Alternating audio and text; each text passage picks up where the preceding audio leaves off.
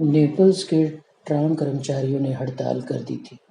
Riviera क्याया सड़क की पूरी लंबाई में ट्राम के खाली डिब्बे खड़े थे और विजय चौक में ड्राइवरों तथा कंडक्टरों की भीड़ जमा थी। बड़े ही खुशमिजाज, हो हल्ला करने वाले और पारे की तरह चंचल नेपल्स वासियों की भीड़।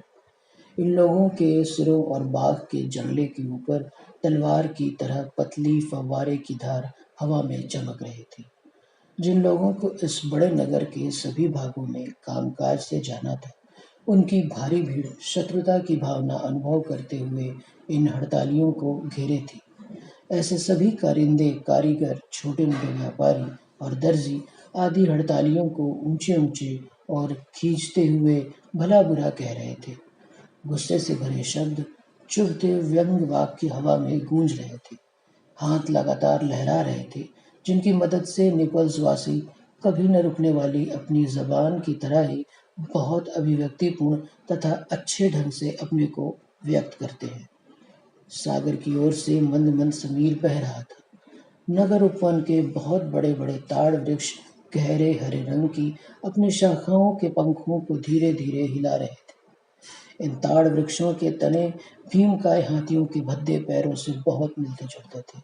बच्चे नेपल्स की सड़कों गलियों के अधनंगे बच्चे गौरियों की तरह फदक रहे थे। हवा को अपनी किलकारियों और ठहाकों से गुंजा रहे थे। नक्काशी की प्राचीन कलाकृति से मिलता जुलता शहर रश्मि स्नात था और पूरे का पूरा मानो ऑर्गन बाजे के संगीत में डूबा था। खाड़ी की नीली लहरें तटबंध से टकराती थी, खंजड़ी जैसी छनक पैदा करती हुई लोगों के शोर और चीख चिल्लाहट को साथ देती थी।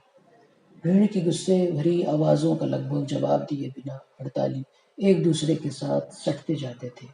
बाघ के जंगले पर चढ़कर लोगों के सिरों के ऊपर से सड़क की ओर बेचैनी से देखते थे और कुत्तों से घिरे हुए भेड़ियों जैसे लगते थे।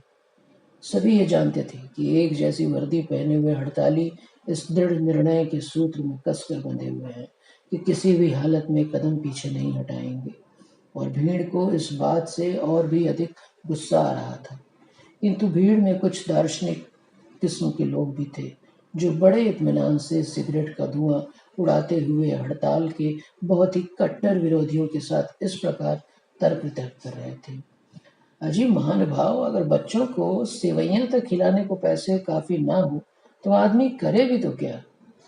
नगर पालिका के बने ठने पुलिस वाले दो दो तीन तीन की टोलियों में खड़े हुए इस बात की ओर ध्यान दे रहे थे कि लोगों की भीड़ के कारण ट्रामों की गतिविधि में बाधा ना पड़े। वे कड़ाई से तटस्थता का अनुकरण कर रहे थे।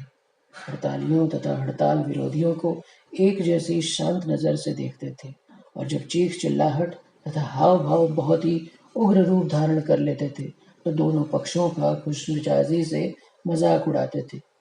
कोई गंभीर भिड़ंत हो जाए तो इस हालत में दखल देने को तैयार फौजी पुलिस के दस्ते छोटी छोटी और हल्की हल्की बंदूकें हाथ में लिए हुए पास की तंग सी गली के घरों की दीवार के साथ सटे खड़े थे। तिकोने टोप, छोटे छोटे लबादे और पतलूनों पर रक्त की दो धाराओं जैसी पट्टियों वाली पतलून पहने ये लोग खासे मनहूस लग रहे थे। आपसी तू मैं, ताने बोलियां, व्यंग और तर्क वितर्क। अचानक ये सब कुछ बंद हो गया। लोगों में एक नई मानो शांति देने वाली भावना की लहर से दौड़ गई। हड़तालियों के चेहरे पर अधिक गंभीरता छा गई। साथ ही वे एक दूसरे के अधिक निकट हो गए और भीड़ चिल्ला उठी, फौजी आ गए। हड़तालियों को मजाक उड़ाती और खुशी भरी सीटियां सुनाई दी। अभिवादन के नारे गूंज उठे और हल्के भूरे रंग का सूट तथा पनामा टोपी पहने कोई मोटा सा आदमी पत्थरों की सड़क पर पांव बजाता हुआ उछलने कूदने लगा। कंडक्टर और ट्राम ड्राइवर भीड़ को चीरते हुए धीरे धीरे ट्रामों की तरफ बढ़ने लगे। उनमें से कुछ एक तो पायदानों पर चढ़ भी गए। वे पहले से भी ज्यादा संजीदा हो गए थे और भीड़ की आवाजों का कठोरता से जवाब देते हुए उसे रास्ता देने को मजबूर कर रहे थे। खामोशी छा गई। तटवर्ती सांता लुचिया की ओर से भूरी वर्दियां पहने छोटे छोटे फौजी नाच की तरह हल्के फुल्के कदम बढ़ाते, पांव से लयबद्ध आवाज पैदा करते और बाएं हाथों को एक ही ढंग से यंत्रवत हिलाते हुए चले आ रहे थे।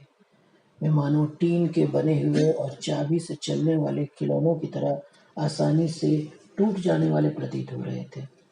त्योरियां चढ़ाए और होठों पर तिरस्कार पूर्वक बल डाले हुए ऊंचे कद का एक सुंदर अफसर इनका नेतृत्व कर रहा था। ऊंचा टोप पहने लगातार कुछ बोलता और हाथों के असंख्य संकेतों से हवा को चीरता हुआ एक मोटा सा आदमी उसके साथ साथ उछलता और दौड़ता चला आ रहा था। भीड़ तेजी से ट्रामों से दूर हट गई। भूरे रंग का माला के मनकों की तरह फौजी पायदानों के पास रुकते हुए जहां हड़ताली खड़े थे, डिब्बों के निकट बिखर गए। ऊंचा टोप पहने वाले को घेरे हुए कुछ अन्य धीर गंभीर लोग हाथों को जोर से हिलाते हुए चिल्ला रहे थे। आखिरी बार, अल्टीमा वोल्टा, सुनते हैं? अफसर एक ओर को सिर झुकाए हुए उब भरे ढंग से अपनी मूछों पर ताव दे रहा था। ऊंचे टोप को हिलाता और भागता हुआ व्यक्ति उसके पास आया और उसने खरखरी आवाज में चिल्लाकर कुछ कहा। अफसर ने तिरछी नजर से उसकी तरफ देखा, तनकर खड़ा हो गया। उसने छाती को अकड़ाया और ऊंची आवाज में आदेश देने लगा। ऐसा होते ही फौजी उछलकर ट्रामों के पायदानों पर दो दो की संख्या में चढ़ने लगे और इसी समय ट्राम ड्राइवर और कंडक्टर नीचे कूद गए। भीड़ को यह दिलचस्प मजाक सा प्रतीत हुआ। लोग चीखने चिल्लाने, सीटियां बजाने और ठहाके लगाने लगे, किंतु ये सब एकाएक शांत हो गया और लोग गंभीर तथा तनावपूर्ण चेहरे बनाए और हैरानी से आंखें फैलाए हुए भारी मन से ट्रामों से पीछे हटने लगे और सबसे आगे खड़ी ट्राम की ओर बढ़ चले। सभी को यह साफ दिखाई देने लगा कि ट्राम के पहियों से 2 कदम की दूरी पर पके बालों वाला एक ड्राइवर, जिसका चेहरा फौजियों जैसा था, सिर से टोपी उतारकर लाइनों को आर पार चित लेटा हुआ था और चुनौती देती सी उसकी मूछें आकाश को ताक रही हैं।